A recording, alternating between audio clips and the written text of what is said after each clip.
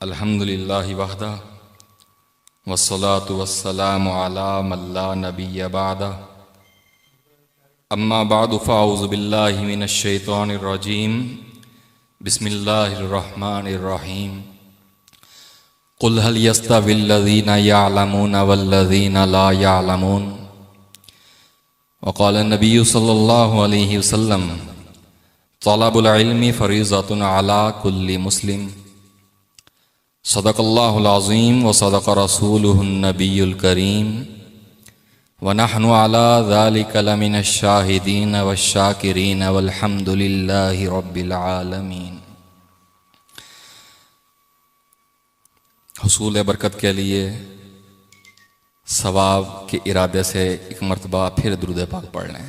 اللہم صلی علی محمد وعلی آل محمد کما صلیت علی ابراہیم وعلی آل ابراہیم انک حمید مجید۔ اللہم بارک علی محمد وعلی آل محمد کما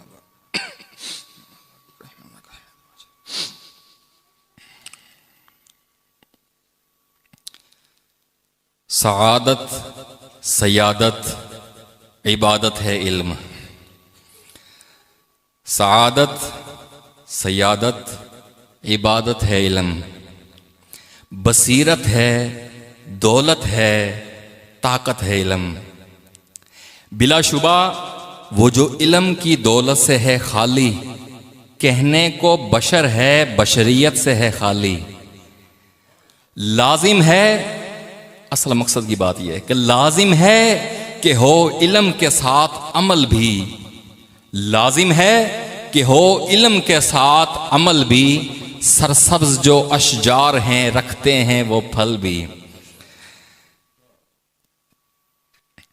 علم جو ہے، علم اسلام کی بنیاد ہے، اور اللہ کے پیارے حبیب صلی اللہ علیہ وسلم نے اسلام کا ستون قرار دیا، علم کو اسلام کا ستون قرار دیا۔ اور پہلی وحی وہ بھی علم کے متعلق ہی نازل ہوئی۔ اللہ تعالیٰ نے فرمایا اقرا، پڑھیے پڑھیے، اقرا بسم ربک الذی خلق، پڑھیے اپنے رب کے نام سے جس نے پیدا کیا۔ خلق الانسان من علق، جس نے پیدا کیا انسان کو جمے ہوئے خون سے۔ اقرا وربک الاکرم، پڑھیے اور آپ کا رب بہت ہی کریم ہے۔ الذی علم بالقلم، جس نے قلم کے ذریعے علم سکھایا۔ علم الانسان ما لم یعلم، انسان کو وہ کچھ بتایا، وہ کچھ سکھایا، وہ کچھ پڑھایا جو وہ پہلے نہیں جانتا تھا۔ تو علم چونکہ بنیاد ہے، علم دین، اچھا دین تو دین اسلام ہے، اس کو سیکھا کیسے جائے گا؟ تو اس کے لیے علم ضروری ہے۔ اگر ہم علم نہیں پڑھیں گے تو وہ اس کا کوئی مقصد نہیں، ہم پھر بے ڈھبا اپنے طور پر ہی چلتے رہیں گے تو وہ دین نہیں ہوگا، ہماری مرضی اس میں شامل ہوگی۔ اس لیے یہ ادارے قائم کیے جاتے ہیں، یہ مرکز قائم کیا گیا۔ اور جیسے لفظ ہے صوت القرآن، اور ماشاءاللہ قرآن مجید بڑے، یہ چھوٹی چھوٹی عمر کے بچے دیکھیں، اللہ بھی راضی ہوتا ہوگا ان بچوں سے بھی، ان کے والدین سے بھی، اور ان کے اساتذہ کرام سے بھی۔ دو استاد ہیں اور اللہ تعالیٰ نے یہ بلا مبالغہ اور بلا خوش آمد یہ لفظ کہہ رہا ہوں، حقیقت پہ مبنی، کہ اس ادارے کو اللہ تعالیٰ نے دو استاد دیے، اور دونوں ماشاءاللہ بہت محنتی ہیں، اور ان کی محنت آپ لوگوں کے سامنے ہے۔ تو اللہ تبارک و تعالیٰ نے پڑھے لکھے اور بغیر پڑھے لکھے، میں ان پڑھ نہیں لفظ بول رہا، پڑھے لکھے اور بغیر پڑھے لکھے لوگوں میں فرق بتایا ہے۔ لیکن اس فرق کو لے کر غرور و تکبر نہیں کرنا، بلکہ علم والے کو تکبر کی بجائے صرف فخر کرنا چاہیے کہ اللہ تعالیٰ نے ہمیں علم والوں میں رکھا ہے۔ اللہ تبارک و تعالیٰ نے قرآن مجید میں فرمایا قل هل يستوي الذين يعلمون والذين لا يعلمون، کہہ دیجئے کیا وہ لوگ برابر ہو سکتے ہیں جو جانتے ہیں اور وہ لوگ جو نہیں جانتے؟ کیا برابر ہو سکتے ہیں؟ تو اللہ کے ہاں بھی جو پڑھے لکھے لوگ ہیں، جنہوں نے دین پڑھا ہے، دین سیکھا ہے، اس کو سمجھا ہے، ان کا بڑا مقام ہے۔ جب علم انسان سیکھ لیتا ہے تو اس کے جو ثمرات ہوتے ہیں اس کو دنیا میں بھی حاصل ہوتے ہیں، آخرت میں بھی حاصل ہوتے ہیں۔ تو اگر خلفائے راشدین کو دیکھیں کہ حضرت ابوبکر صدیق رضی اللہ تعالیٰ عنہ میں علم آیا، صدیق اکبر بن گئے۔ حضرت عمر میں علم آیا، فاروق اعظم بن گئے۔ حضرت عثمان میں علم آیا، حیا کے پیکر بن گئے۔ حضرت علی میں علم آیا، شجاعت کے علمبردار بن گئے۔ حضرت حسن پانچویں خلیفہ راشد، حضرت حسن میں علم آیا تو وہ بردبار بن گئے۔ حضرت امیر معاویہ چھٹے خلیفہ راشد، جب ان میں علم آیا تو کاتب وحی بن گئے۔ اور اسی طرح سیدنا عبداللہ بن مسعود رضی اللہ تعالیٰ عنہ میں علم آیا تو افقہ الناس بن گئے۔ سیدنا ابی بن کعب رضی اللہ تعالیٰ عنہ میں علم آیا، اقرأ الناس بن گئے، لوگوں میں سب سے اچھا قرآن پڑھنے والے۔ حضرت عبداللہ بن عباس میں علم آیا، حضرت عبداللہ بن عباس رضی اللہ تعالیٰ عنہ مفسر قرآن بن گئے۔ اور اسی طرح سیدنا ابو ہریرہ رضی اللہ تعالیٰ میں علم آیا تو وہ 5000 سے زائد احادیث کے راوی بن گئے۔ چھوٹی بات ہے، 5000 سے زائد احادیث کے راوی خود سامنے بیٹھ کے جو سنی، نقل کیا، بہت بڑی سند ہے جہاں پہ یہ لفظ آتا ہے نا کہ سیدنا ابو ہریرہ رضی اللہ عنہ نے یہ نقل کیا ہے، تو بڑی سند ہوتی ہے۔ سیدنا ابو ہریرہ رضی اللہ عنہ کون ہیں؟ یہ اصحاب صفہ میں سے ہیں۔ اصحاب صفہ اس لیے کہا جاتا ہے، صحابہ کرام میں یہ خاص جماعت تھی جو بظاہر بہت غریب، انتہائی غریب تھے۔ روایت میں آتا ہے کہ ان کی کوشش ہوتی تھی، چبوترے کو کہتے ہیں صفہ، عربی میں نا صفہ کہتے ہیں۔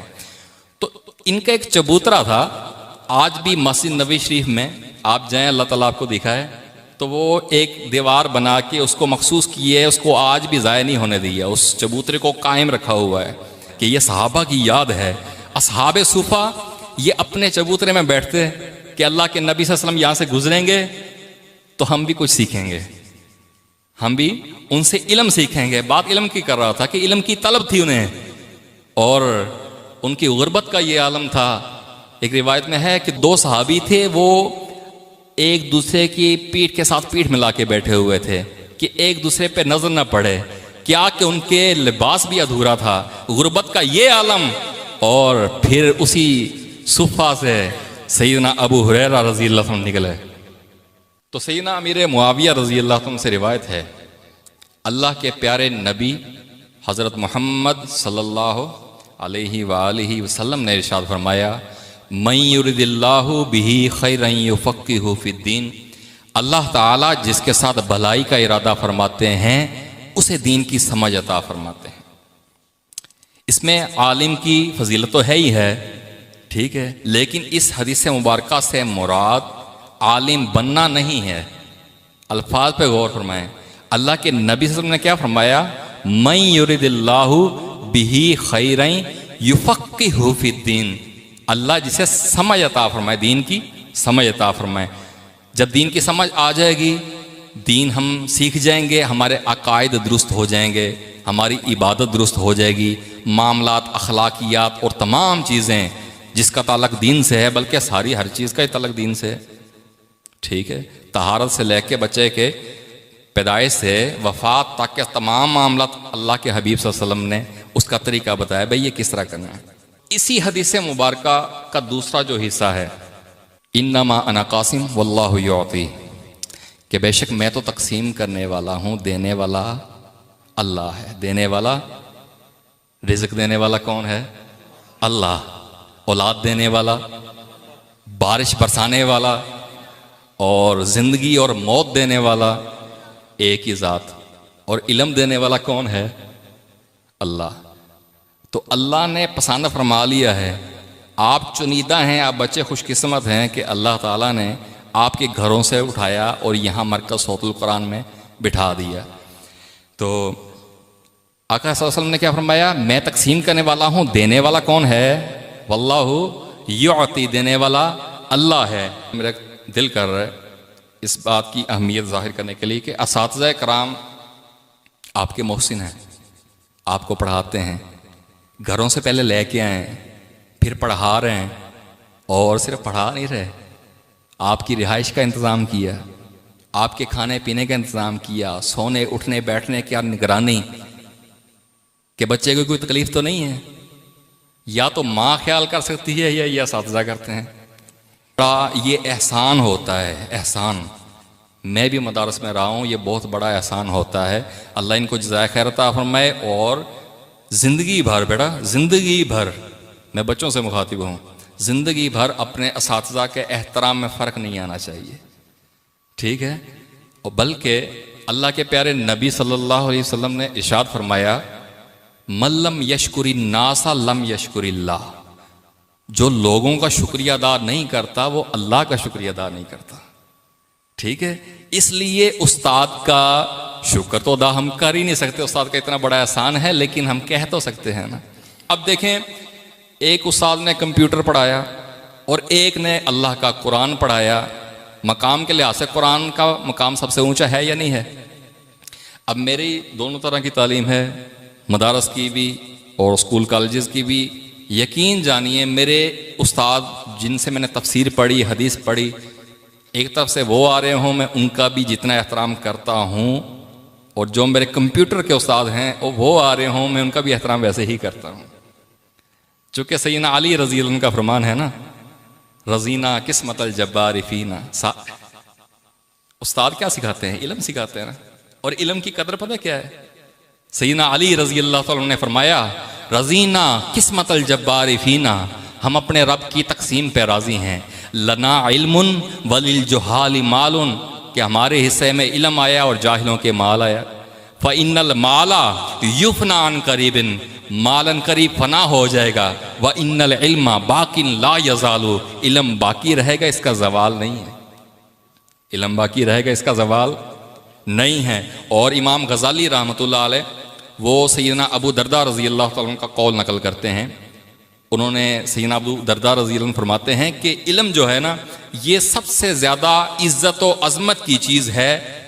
الملوک حکام علی الناس والعلماء حکام علی الملوک، جو بادشاہ ہوتے ہیں یہ لوگوں پر حکومت کرتے ہیں، اور جو علماء ہوتے ہیں یہ بادشاہوں پر حکومت کرتے ہیں۔ تو ان کے اس قول سے کیا ثابت ہوتا ہے؟ سیدنا ابو درداء رضی اللہ عنہ کا یہ جو قول ہے، یہ بتا رہا ہے کہ ایک طرف وزیر ہو، مشیر ہو، بادشاہ ہو، ملک ہو، اور دوسری طرف عالم دین ہو، اس کا مقام زیادہ ہے۔ اس لیے ہمیں اپنے بچوں کو سب سے زیادہ، سب سے پہلی جو توجہ ہے وہ دین، اور دین خاص طور پر علم دین پہ توجہ دینی چاہیے۔ اور آخر میں ایک حدیث مبارکہ کہ اللہ کے نبی صلی اللہ علیہ وسلم نے ارشاد فرمایا، کن عالمن او متعلمن او مستمعن او محبن ولا تکن الخامس فتہلک۔